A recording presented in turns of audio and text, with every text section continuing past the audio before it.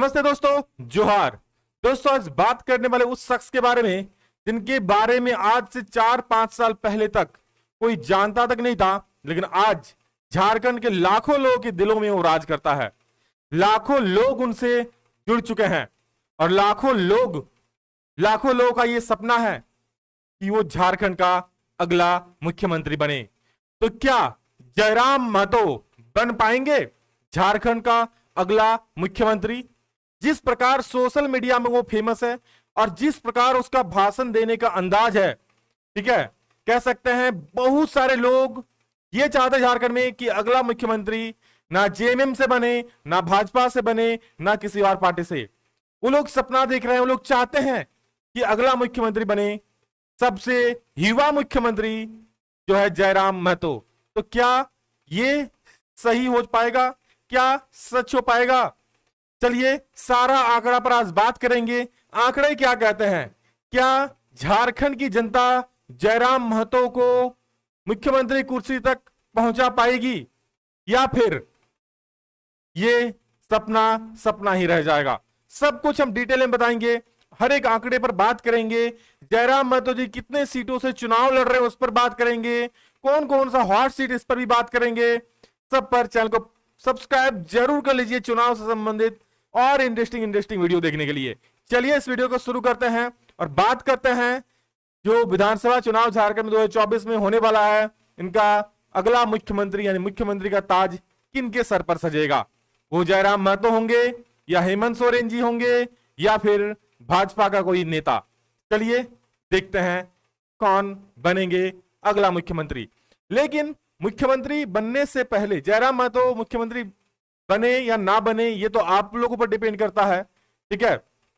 उनके बारे में कुछ जान लेते हैं, ठीक है। कौन है ये जयराम महतो जो इतना ज्यादा फेमस हो चुके हैं? तो देखिए, जयराम महतो को लोग प्यार से टाइगर जयराम महतो बोलकर भी बुलाते हैं, ठीक है। इनका जन्म हुआ था 27 सितंबर 1994 झारखंड के धनबाद के तोपचांची क्षेत्र के छोटा सा गांव मानटाण में, जो कि आप लोग पारसनाथ पहाड़ के निकट में स्थित है, उसके आसपास में है, ठीक है। झारखंड में हुआ था 27 सितंबर 94 को। अच्छा, इनकी पढ़ाई कहां से हुई थी? तो इन्होंने अपनी शुरुआती पढ़ाई अपने गांव मानटाण से ही किया था, जो कि तोपचांची धनबाद में है, ठीक है। और आगे की पढ़ाई इन्होंने पीके रॉय मेमोरियल कॉलेज धनबाद से किया। उसके बाद ये पीएचडी करते हैं इंग्लिश ऑनर्स में, और वो करते हैं विनोद बिहारी महतो यूनिवर्सिटी से। यानी कह सकते हैं एक बहुत ही वेल एजुकेटेड पर्सन है जयराम महतो जी। जी हाँ, क्योंकि एमए इंग्लिश ऑनर्स शायद ही झारखंड में कोई नेता, मुझे तो नहीं लगता है, शायद ही कोई हो सकते हैं, बट ये बहुत एजुकेटेड है, ठीक है, as a leader. Jairam Mahto का नाम टाइगर कैसे पड़ा? तो देखिए, बचपन में क्रिकेट खेलते खेलते सभी लोग फील्डिंग करते हैं, तो उनका कैच लपकने का अंदाज, जिस तरह फील्डिंग करते थे उसका अंदाज बिल्कुल मतलब लपक के कैच पकड़ लेते थे। तो वहीं से इसकी शुरुआत होती है, ठीक है। कहते हैं ना कि भाई टाइगर जैसा दौड़ता है, तो वहीं से टाइगर शब्द का शुरुआत होता है। फिर आगे चलकर जब ये राजनीति में उतरते हैं तो उनका भाषण देने का अंदाज, स्कॉर्पियो से कूद कर नीचे उतर जाते हैं। एक दो वीडियो तो ये भी वायरल हुआ कि छत से कूद गए हैं, तो ये सब भी एक टाइगर कहने का बड़ा रीजन हो सकता है, और ये खुद को भी टाइगर कहलाना पसंद करते हैं। तो टाइगर के पीछे की कहानी आप लोग समझ चुके होंगे। जयराम महतो का परिवार यानी उनके घर में कौन कौन है? तो जयराम महतो जी को लेके उनके घर में कुल 4 लोग रहते हैं। जयराम महतो जी, उनका भाई, उनकी माँ और उनकी दादी, ठीक है। ये 4 लोग उनके परिवार में रहते हैं। जयराम महतो के गुरु कौन है, किनको वो आदर्श मानते हैं? तो बिरसा मुंडा, भगत सिंह, विनोद बिहारी महतो और भी कई सारे जो क्रांतिकारी रह चुके हैं, उन्हें अपना गुरु मानते हैं जयराम महतो, ठीक है। आगे देखते हैं दोस्तों, इनका जयराम महतो कैसे बने छात्र नेता, और छात्र नेता से कैसे ये एक राजनेता बनने की ओर कदम बढ़ा रहे हैं। तो ये शुरुआत होती है दिसंबर 2021 से।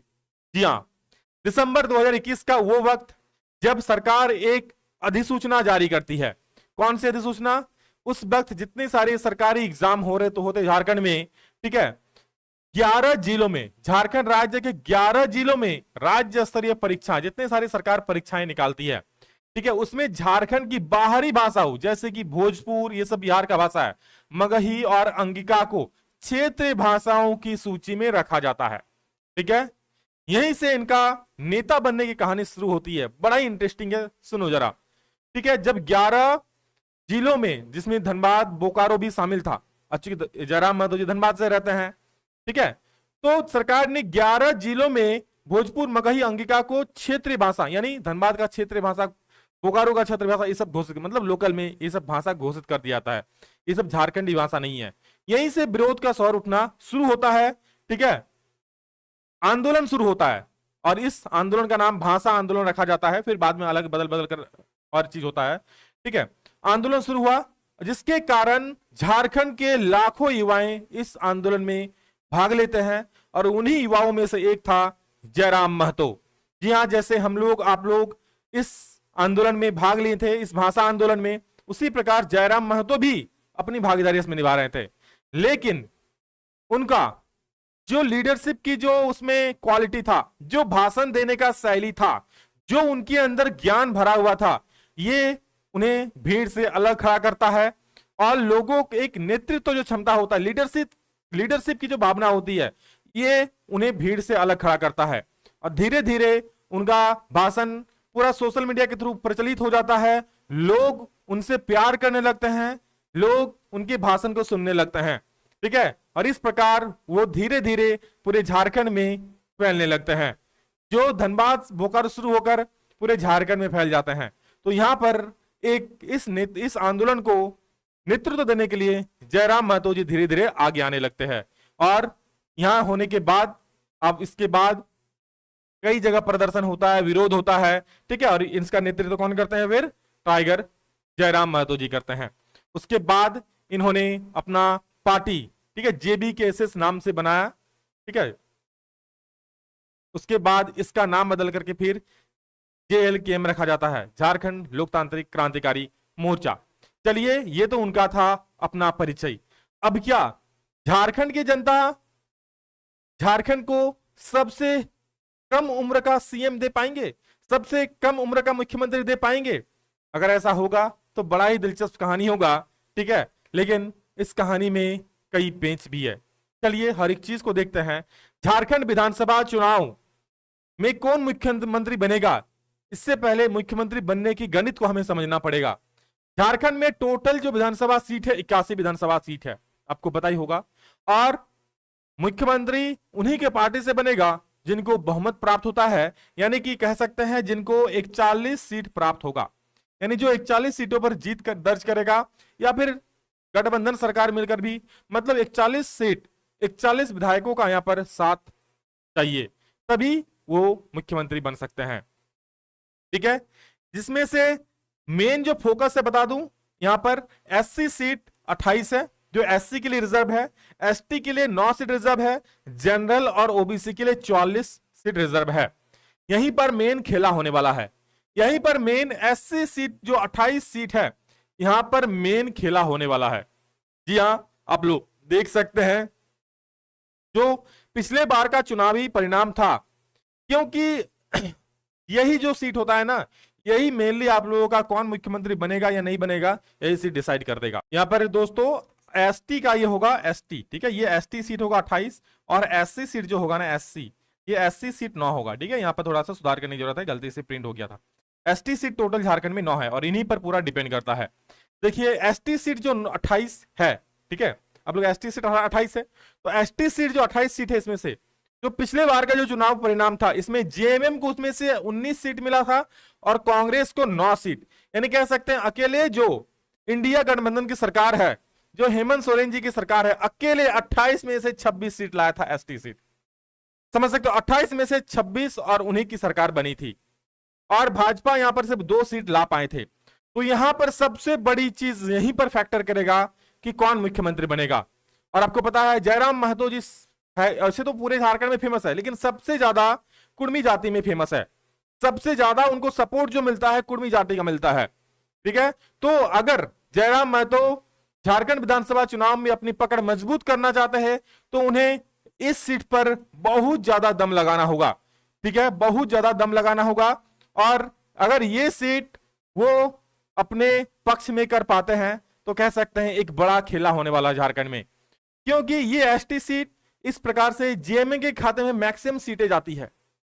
ठीक है, यहां पर जयराम महतो को ये सीट पर अच्छा पकड़ बनाना पड़ेगा, तभी मुख्यमंत्री बनने का सपना है वो सच हो पाएगा।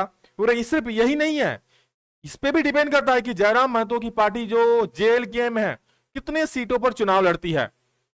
टोटल 81 सीट है, चुनाव लड़ना और चुनाव जीतना, यहां पर टोटल 41 सीट पर उनको जीत दर्ज करना होगा जयराम महतो की पार्टी को, यानी जेएलकेएम को। तब जाके यहां पर जयराम महतो मुख्यमंत्री बन सकते हैं, क्योंकि ये 28 सीट पूरा पूरी एक प्रकार से कह सकते हो यहां पर जेएमएम के खाते में मैक्सिमम बार जाती है। और इस बार देखना है ये किन के खाते में आती है। दोस्तों एक न्यूज देखते हैं यहां पर क्या लिखा है कि जयराम महतो की पार्टी ने 6 सीटों पर उतारे उम्मीदवार। ठीक है, तो यहां पर 6 नहीं, ये पहले का न्यूज था, लेकिन टोटल अभी तक, ठीक है, पहले 6 फिर 14 हुआ और कल आप लोगों का तीसरा सूची भी जारी हो चुका है।